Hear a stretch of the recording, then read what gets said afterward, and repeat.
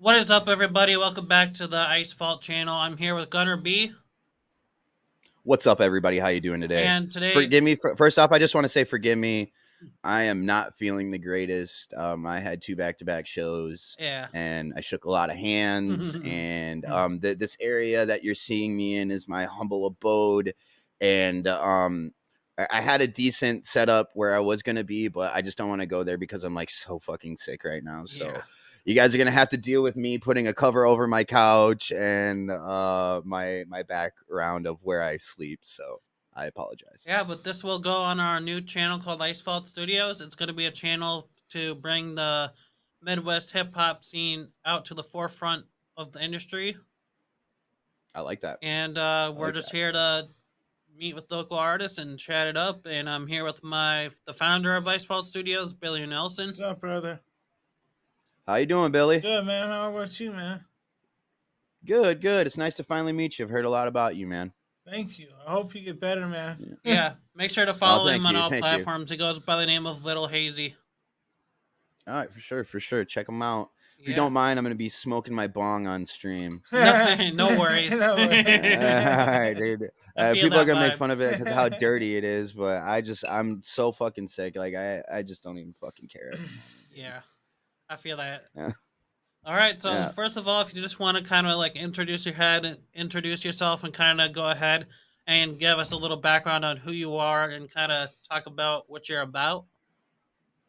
Well, first off, obviously, my name is Gunner B. I am currently in Minnesota, but I did a lot of my hip hop building in Sioux Falls, South Dakota. Um, I am 6 years clean off meth, and I bring a lot of that into incorporated into my live shows and performances and stuff like that. Um, I know a lot of people out there, especially like I'm a juggalo, chapter 17. Like I don't know if you see like the ICP flags in my background. I Like see you, um, man. uh, There we go. yeah, I got the hatchet man. Shout out to the shitty hat guy at the Gathering of the Juggalos. He hooked me up with this. I had to pick it up with how he approached me, but yeah, it's a shitty hat. So I mean, it's falling apart, but I bought it for what it is. It's a shitty hat, but uh, yeah, I mean, a lot of juggalos deal with a lot of um, I wouldn't say recovery issues, but a lot of self love issues per se, and things like Yeah. that. So um, I've been down with the clown since I was like 15, 14. I'm like 32. I'm 32 now, so as like over half my life, that I've rocked with these guys. And my mom took her life when I was 18. So that's another thing that I really preach when I'm on stage is making sure you're talking to people about what you're going through Yep. and Yep. how you're feeling necessarily per se, because a lot of people didn't know what my mom was going through when she took her life. Like when you look back, hindsight 2020, like the signs were all there, and things of that nature, and it's very difficult to deal with that. But now, as an adult, that was damn near half my life ago, and I just kind of take what I learned from those situations, from losing my mom, from being addicted to meth, to going to prison, to getting out and like turning my life around, and like I use that all as a story to kind of uh, describe who I am within the music realm per se. I guess if you listen to my album, I got little hints and abodes in there. Abodes, that's not a thing to describe. I got little hints and homages to what I've been through in my past. Like Yeah. there's there's a lyric on my new album that's yeah, I'm the shit, and so are all of you too. I was fucking up about a full decade, but now I'm pushing it through. Like, I, so it's just like little things that I put within my like songs that like it's I tell your story. it makes you. Yeah. Yeah, exactly. I can kind of relate that one of my favorite songs that you've done is Something Real. It's just it's such a That's laid back vibe, but it speaks a lot about you as a person. You kind of want to talk about that song? Wow, that's crazy that you really like that song, because that's probably one of my least successful tracks. But yeah, absolutely, I'll talk about that. I was going through a very, very, very low point in my sobriety at that time. It was right when COVID hit. It was like right around that time, and I just didn't know where I was musically, because like I just started doing shows out in Sioux Falls and like getting traction, and then like everything shut down, and then I was going through relationship problems, and like I was very, very, very sad, like very like depressed, like because when COVID happened, I was already on unemployment. So I was already Gotcha. riding the unemployment train before COVID happened. So like when COVID happened, everybody like hopped on unemployment. I was already there, like, you know what I mean? And Yeah. I just, this is a whole situation that I went through with my job where they fucked me over. I don't really want to talk about it, but I ended up getting quite a bit of money from them. Gotcha. But yeah, I was just in a bad time. And then I felt like I found that beat from Dancing, and it just You resonated know with me. dancing. Yeah, Dancing on the Beat. He it just really resonated with me when I came across that beat, so I purchased it. And I don't know, a lot of those songs that aren't on Gunner 13, like let's say like Hit a Mill, Something Real, Play the Game, Try Hard, there's a couple others, We Are All Dead, Want To, stuff like that. That was all like recorded in like 2019, So that's like one of around your then older tracks, 2018. huh? Yeah, but here's the thing about it. Like I didn't like release any of that stuff until like 2021, Oh wow. So you held on to that song for 2022. a while. I just wasn't ready, dude. Like, Yeah, I feel you that. know what I mean? And I've just kind of started getting into that mode of recording and releasing now, because I recorded all like 5 or 6 of those songs, and they were supposed to go on an album, and then COVID hit and I just didn't know what to do with it. So I just kind of slowly released them as singles throughout the years, and everybody gave me shit for it, which I kind of understand. You know what I mean? My songs were good. You know what I mean? I had good Hmm. songs, and they were just like, "Why are you sitting on?" I was just like, "I just don't know what moves I'm gonna make with these. I don't know what to do." And it wasn't until I got booked for the Gathering of the Juggalos this year when I really was like, okay, this is this is a big step in my career. Hmm. I need to have an actual material out for these people, these thousands of people that I'm going to run into at a festival that I'm going to be performing for. You know what I mean? So I buckled down, and I made this last album, Gunner 13, in it was recorded, mixed, and mastered in 4 weeks. Nice. That's awesome. Yeah, yeah, and for how well it was recorded in two, like like not even like, because when I got booked, like I sat down and like I wrote the whole album. Like Yeah. it was like I was like this is what I want to do, because I found a producer. Shout out to Logs Beats. Hey, This let's guy go. is dude. The guy is insane with it. He completely found the sound. He has the sound that I was looking for, and I just like purchased like 9 beats from him, or 7 beats from him, and it was on to the races from there. I found my mix, my guy who produced my shit, mixed and mastered it, was Obi-Wan Jacoby. This guy this guy worked with me so hard, dude. Like it was insane the amount of times I was like, this is not what I want. Can you please fix it up? And he worked with me on it, That's because awesome. there's a lot of producers that when they send you something back and you're like, they get hurt about it. You know what I mean? They're like, Hmm. oh, well, you're not liking my shit. And it's not that I'm not liking their shit. It's just I want my voice to sound a certain way. So anytime I've worked with people like on flyers, music, shows, shit like that, I'm very like picky. Like, you know what I mean? I'm super Yeah. duper uber picky, and it causes, it rubs people the wrong way. But then again, if you've heard Gunner 13, Yep. that album is It's fire, dude. mixed. It's mixed so good. That Like mixing, he like did that mixing was so he, phenomenal. Like the whole album it, concept was sick. Like, do you want to talk about any of your tracks that you'd like to that people should be aware of? On that album. Yeah, Just the whole album. just the whole You know what I album. mean? Yeah, Just the whole Yeah. album. It's 20 minutes. It's not even 20 minutes long.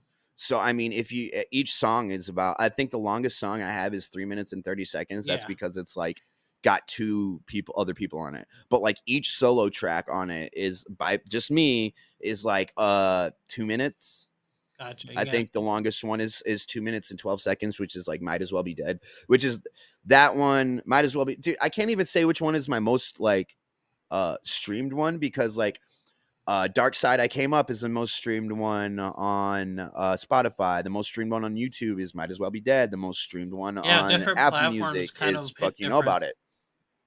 Yeah, so I mean, like, it's just and like on Spotify altogether, like it's done very well as Mhm. an album. It's done over 1,000 streams, which Nice. I'm very proud of. A lot of people are like, oh, 1,000 streams, but to me that's cool. Like, you know what I Yeah. mean? That's a very nice number, you know. Yep. I haven't even hit 1,000 views on any of my songs, but my songs on SoundCloud have kind of gained some traction off of my Kamikaze project. I think both of my Good, songs have good. over 500 views on that platform so far. Hell yeah, dude. And I just want to tell you, man, like, keep pushing with how you feel about music, man, because there's something really cool with you, Chandler. Like, I can't really put my finger on what it is, but maybe it's the passion, maybe it's the how real you are, you know what I mean? And Yeah. just the progression as well, like, you know what I mean? Just from Afraid to what you're doing now is like leaps and fucking bounds, dude. Yeah. It's good, man. I Heck appreciate yeah, that. A man. lot of You've Yeah. grown a lot lot, of love man. for you, man. So, A Billy, lot do of you love. have any questions for Gunner? Okay. What made you start to go into music? What made you? What inspired you? Well, you know, I've always kind of wanted to be some form of artist, you know, even as a Hmm. kid. Like, you know, I wanted to like act, or I wanted to be in a rock band and things along those lines. I would pretend I was Chester in Lincoln Park. Yeah. Yeah. Uh, yeah, Rip I would Chester. pretend I That's was that him. stuff's sad. Yeah, R.I.P. to him. That's a whole nother situation that I don't really want to get into, because Yeah. then I get like Yeah. It's really kind of Yeah. a heavy emotional about it, topic. you know. Move It's past. very very heavy, because then I start thinking about my mom and stuff, you know. But Yeah. um Oh Yep. yeah. when I was young, like I wanted to be like a rock star or an actor. Like I would legit, like, my favorite movies, I would memorize them word for word. Like, even till this day, like I could probably reenact Cable Guy. Yeah. Like, Yeah. if you That's put a on the movie That's classic. a Cable Guy right that is a now, classic. I, if you could put that movie on right now, I'd probably be able to cite Jim Carrey's work word for word on that movie. It's such an underrated movie, but It Yeah. really is. Yeah. I yeah, remember but my dad had that on DVD, and we'd watch it every once in a while on Sundays. all I'd watch, dude, subtitles are the reason why I learned that movie word for word, dude. Gotcha. Yeah. Of course, the But subtitles. Yeah. yeah, And usually when I listen to but music, I actually put the closed captions on. Yeah, it's easier to see and That's stuff. that's what I did with some of your stuff on YouTube. Is I turned the closed captions on sweet. so I could. Sing Oh, it along. actually worked. Yeah, it actually worked. Some of Oh, sweet. there is a little issue with the closed captions keeping up with some of your tracks because you are Yeah. known to be a kind of uh a faster lyrical rapper, right? That's weird, because like I've like I don't try. Like Yeah. I really don't try to chop. Like, that is like furthest from my mind when I write something 70% of the time. It's just like it's just I go with what I feel flows Yep. correctly with the beat, because my voice is like 90%, like a voice is not 90%. Your voice and a track should be 50-50 with what goes with the song. Like the song Yep. should not be predominantly the beat. The song should not predominantly be your lyrics. That's the way Yep. I look at it. There's some people who do like that though, like lyricism over uh I like like the beats, obviously. I like picking beats that just I'll go on YouTube and I'll just search up like a certain style or like a certain like feel of how I'm feeling that day. Like if it's more of like a sad vibe, then typically I'll go to H3 Music. Shout out H3, who is a dope producer. He's done a lot of NF kind of cinematic kind of stuff. If you know NF, Yep. so he Yep. he NF works is a dope. lot on like cinematic and kind of more lyrical beats. Yeah. So usually, That was kind of typically, like it's kind of like dancing a little bit. yeah, Dancing on the beat. Yeah. But yeah, dude, fucking what was I saying? Yeah, going off that topic also, and then I'll hit back to why I started rapping. Um I'm very picky with beats, like Mhm. yep, super Me uber too. Me duper too. picky. Like if it doesn't catch my attention in like 5-10 seconds, I'm usually not gonna rap to it. hmm Um so how's my voice, by the way? I'm not like it's redding out, am I? It's good. it's pretty good. It's Yeah. pretty clear. Yeah, Yeah. you're doing good so Okay, far. good. All right. But I'm super picky with beats. If I'm not into it in like 5 seconds of the beat, like I'm just it's not with me. But I need to also be able to conform my voice around with what I want with the beat, and then I pick a topic. So usually the topic's like the third thing I'm picking in a song. But Yeah, how I started rapping actually was like I really got into poetry when I was like in third grade, fourth grade. I was like a published poet when in third grade and shit like that. It nice. wasn't Nice. it wasn't even something I tried to do, You just but were like like, it was an assignment, and I didn't realize it was gonna be like if like put through to like a contest and stuff like that. So I wrote like a poem about my uncle. It yeah, was like super short, and but they really liked it, and like it got published. that's And then awesome, Oh, from man. there, that is Congrats. awesome. yeah, I was just a little kid, you know what I mean? And like nothing really Yep. came of it, you know, obviously. I was just a child. And um, All that I matters kind of is that from it got there out there. yeah, for sure. And kind of from there, I just wrote poetry all the time.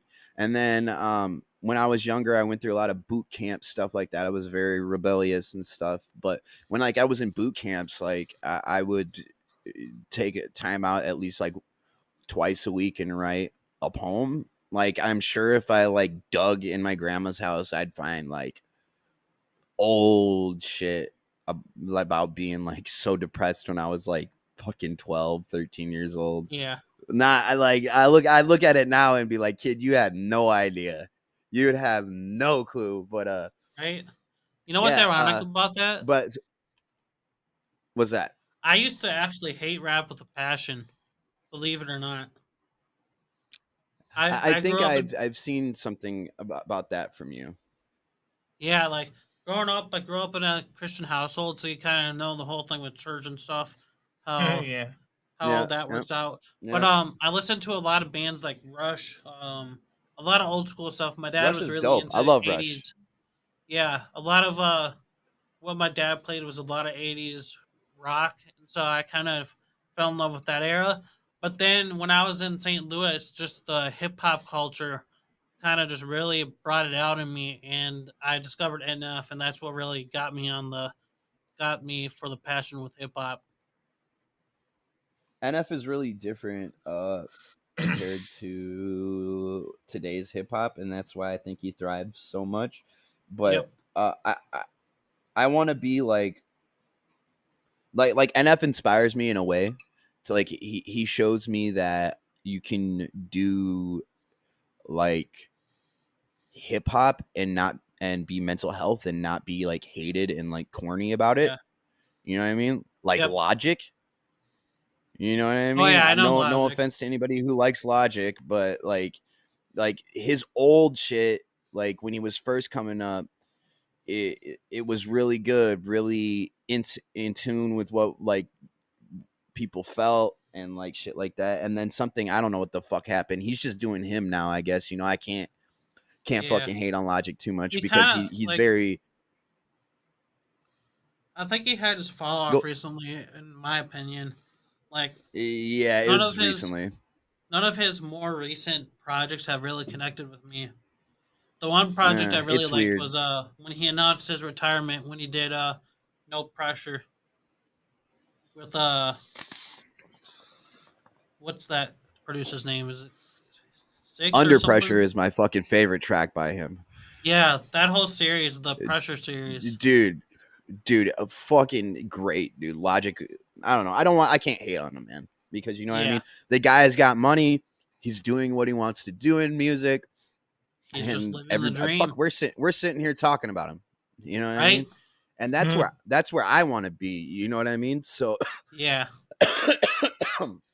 someday I want to be at a point where like people are talking about, oh, Gunner ain't what he used to. Like you know, at least yeah. I've been there. You know what I mean? So like, but I kind of y- wanted to get a little into your like writing style because I find some of your mhm. like your thought process kind of unique, kind of different from a lot of people, and I really enjoyed some of the concepts off of Gunner 13. So if you kind of how do you write your music? Like, are you a pen and pad kind of person, or do you use your phone or a tablet? Gunner 13 predominantly was written on pen and paper, Gotcha. but lately, usually I write on my phone.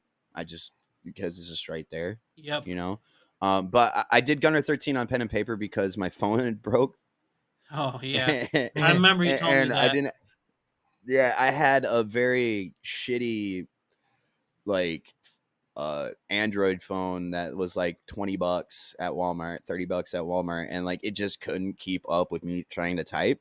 So I Yeah. just sat down with pen and paper. But the process of writing a song for me is just like if you're looking for something crazy, it's not there, man. Like I literally I get some weed ready, fuck shit, and Billy knows about I, that. I, Yeah. yeah, Yeah.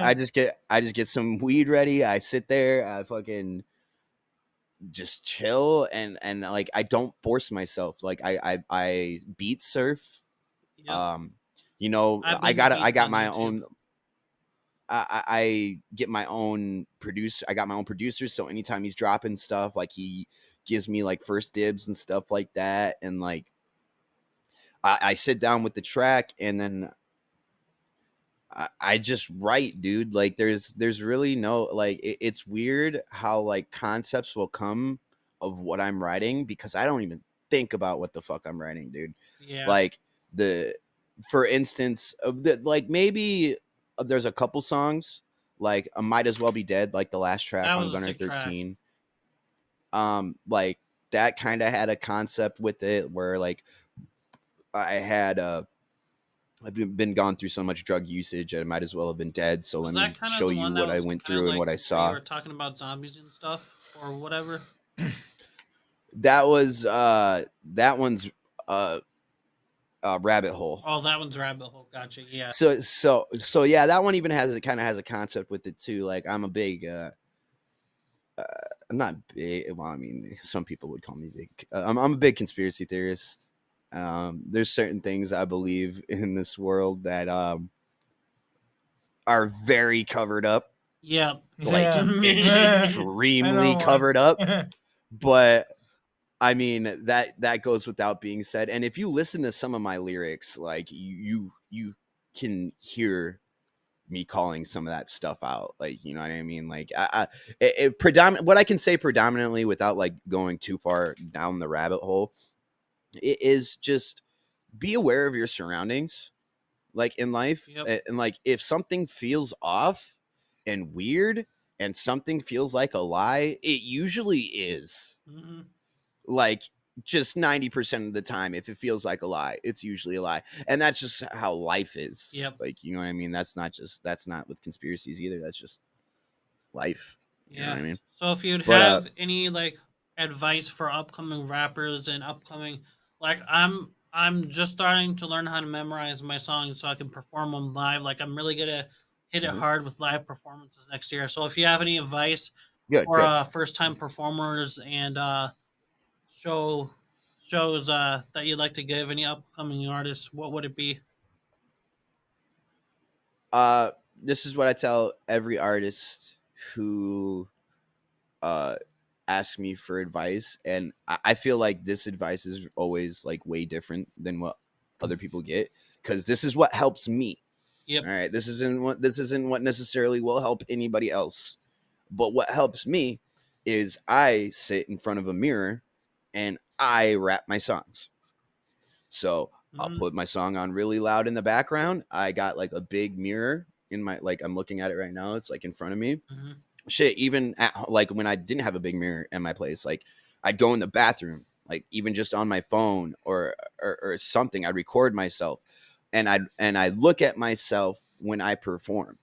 You have to be comfortable with who you are on stage before you can impress anybody. Yep. That's the That's way I've true. That's always looked true. at it, because me and my you've seen me live, Chandler. Like I Yep. I've seen your shows. thrive.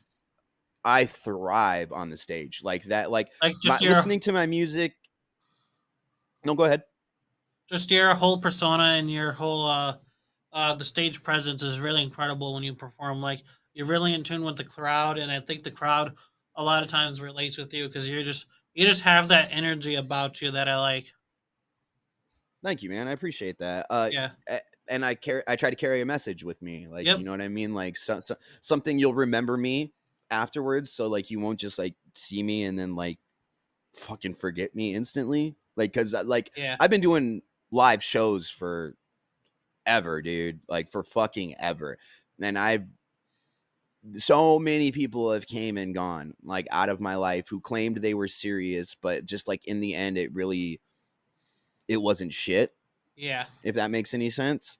Mm. So it's like, so that's another thing. That's another thing I got for people coming up is a, be comfortable with yourself on stage, because ain't nobody gonna fucking believe you're an artist if you're up there standing in one spot looking on the ground, dude. Like I've seen it so many fucking times, Hmm. and it straight up destroys people's love for hip hop because nobody will fuck with them afterwards. So that first performance is always fucking everything. Hmm. So be comfortable with yourself, and then there was a, don't give up. Like Yeah. straight up, Yeah, do yeah, not of do course. you cannot give up, dude. And I know that's like the typical bullshit saying, "Oh, don't give up on your dreams," la la la la. But no. I'm being 100% Yeah. serious. You cannot give up on your fucking dreams in this game, dude, because uh, there's only a certain amount of people who get a certain amount of breaks, and usually those breaks are worked for. Like, you know what I Yep. mean? Like I just did Ritz 2 days in a row. Hmm. Like I did Ritz up in Minneapolis, and then I did Ritz down in Sioux Falls, and that is that was the coolest fucking thing I've ever done, because after I got off stage, one of the guys who was with the tour, with Ritz's tour, came up to me and like really praised me. Like I'm talking like really praised me, and because of him, I got to like meet Ritz and shit like that, and my whole team got to like shoot the shit with them for a little bit, you know? So That's like, awesome. I'm really proud of you. it, thank you, man. Well, it's not, you don't even have to be proud of me. It's just Yeah. it has to be a testament. It's a testament of hard work. Yep. Like, you know what I mean? And progression, and above all else, a message with the music, dude, because you can rap till the fucking cows come home, dude. You can be a fucking artist for years to come. That's cool with me. Whatever. You'll reach masses of people. That's fine. I don't fucking care about that.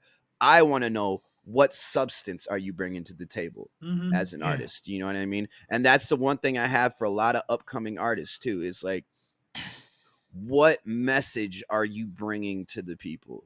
Because Hmm. it's one thing to rap about what you hear on your fucking radio station, but it's another thing to rap about what you see, if Hmm. that makes any sense. Yep. It's gotta be You know, relatable. 100%, dude. Yeah. 100%. Because, I mean, unless you're shooting to be on the radio, dude, then you can fucking make music that I don't give a shit about. Mm-hmm. You know what I mean? But let me be clear with you. That's why people still go to fucking like 3 6 Mafia shows or Tech Nine shows or fucking Ritz shows. Like Ritz had like fucking 400 people in Minneapolis. You know what I mean? That's Yeah. like Dang. maybe three, but you know what I mean? But like, okay, it was probably like three, but still, that's a lot of people for just a dude who was on Strange Music like 10 years ago. Like, and that like these people get residual love for the rest of their fucking life. You gain a 2,000 fans who consistently buy every merch drop you have, you're set.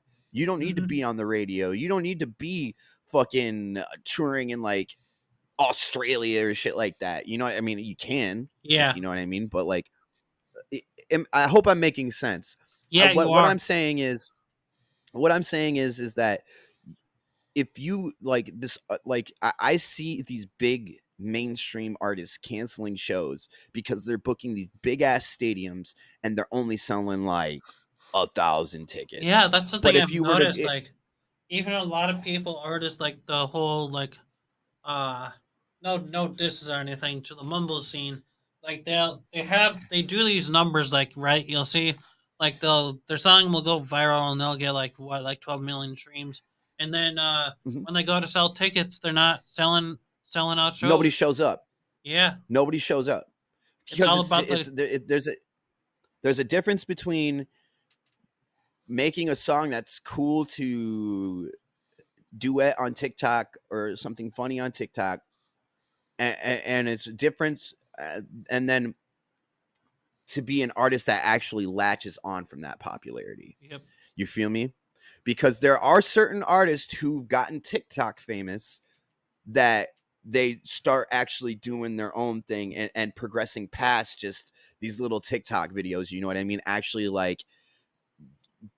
filling out shows. Like for instance, Nice Enough Entertainment did a show like a string of shows with Sada Baby.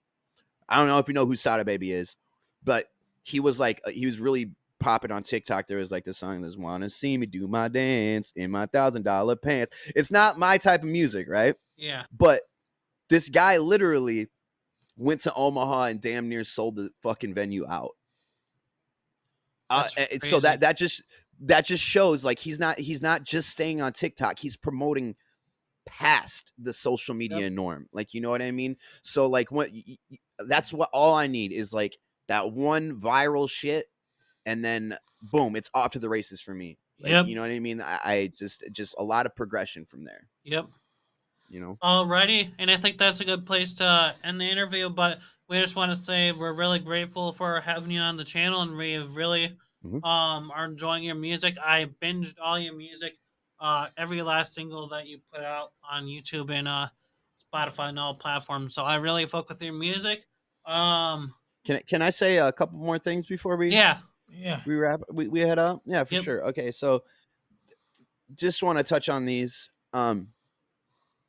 Anybody who's ever felt like they can't go on another day, it's completely understandable, and I get that stress piles and piles and piles and piles, and it can break somebody down pretty to their core, like, you know what I mean. But if you let go, like,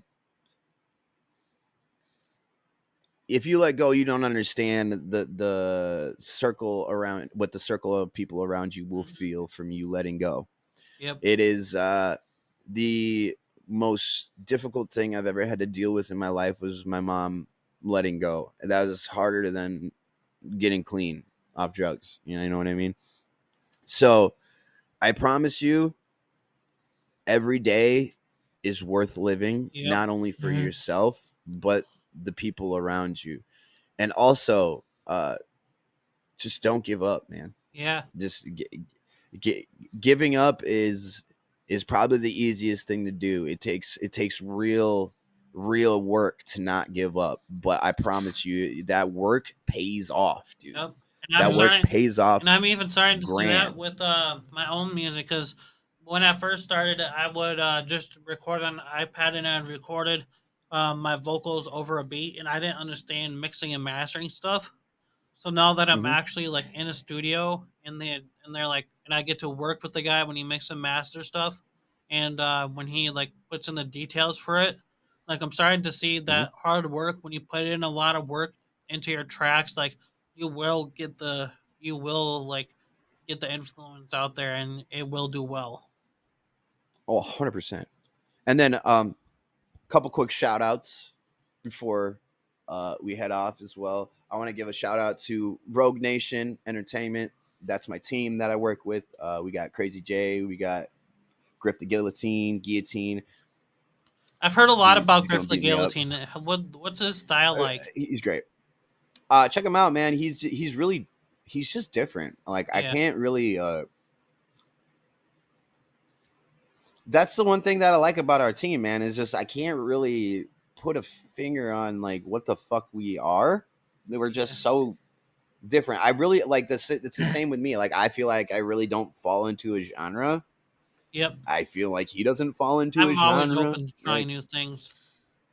yeah, so but yeah, a shout out to Rogue Nation Entertainment, me, Griff the Guillotine, and Crazy J, and then we got Cheeseburger as our graphic designer guy and stuff like that. You're gonna have a lot of new material coming out from us. We're gonna be working really hard to like set up a YouTube channel and stuff like that. So Yeah. we're gonna be progressing pretty hard with that. And then also want to give a shout out to the homie. Let's see if I can't get this in here. Otis Julius, Mullet Gang up in this bitch. Uh, There we go. he's going on Yeah. tour. He's going on tour this winter. Always been a great dude. And then shout out to my fiance. Love her very much. Uh, shout out to my family. Shout out to all the juggalos tuning in as well. I love you guys. I do this for y'all. Like, you know what I mean? I rep the hatchet till I'm fucking dead and gone. And, and a lot of cool things are coming up. Yeah. Like we need to do another we need to do another interview because Yeah, there's a we'll whole bunch of definitely stuff Yeah, that have I you could back talk on. about. definitely. Yeah. We'll definitely Yeah. do a part Yeah. two. You're Yeah, welcome to be because on like this there's channel. So oh for sure there's stories I want to tell y'all about like the gathering and Yep. stuff like that and like my come up and stuff like that because we didn't even really hit a lot of that. Like there's like Yeah. a whole 15-year career, but this is a little taste for other people who want to like know more about me and along those lines. So I just want to say thank you guys Yep. for you're very welcome. let me be a part of this as well. It's really cool that what you guys are doing. I have a lot of faith in what you guys are. Just you're right now. You're just getting from the bottom and you're working your way up to the top. And just Hmm. hit. Make sure you hit every rung on the way up there, dude. Yep. For real. Like make sure like I like how you studied and you learned some stuff about me before you came into the interview today. Yeah, Like, that's you know what something I that I mean? Like didn't that's do a whole lot with Ratliff, and I kind of regretted that because a lot yeah. of times you learn more about artists through their music, Hmm. and what they're talking about. So that's why I related to your music, with especially "Something Real" is one of my favorite songs of yours. So that's a song Thank you. I've been listening to on repeat. But yeah, I just want to give a shout out to Billy for the idea of creating Icefall Studios. So Yeah. shout Good out shit, Billy. guys. We are really about just bringing the Midwest hip hop scene to the forefront of the industry and really celebrating underground artist success. So we'll definitely have you back on the channel. You are welcome anytime. Would love But to. Yep. but if let's say if we get 10 likes on this, we will get Gunner back on another interview and we will set that up for you guys. So yeah, we're gonna Absolutely. head to the outro, but we love you guys. Have a good day. Take care, y'all. Yeah. Peace.